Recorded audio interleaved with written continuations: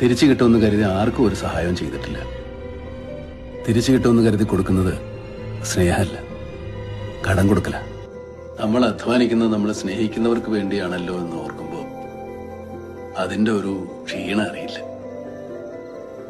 നമ്മളിവിടെ നിന്ന് അയച്ചു കൊടുക്കുന്ന പൈസക്ക് അവിടെ ഒരു കാര്യം നടന്നു എന്നറിയുമ്പോൾ ഒരു സന്തോഷം.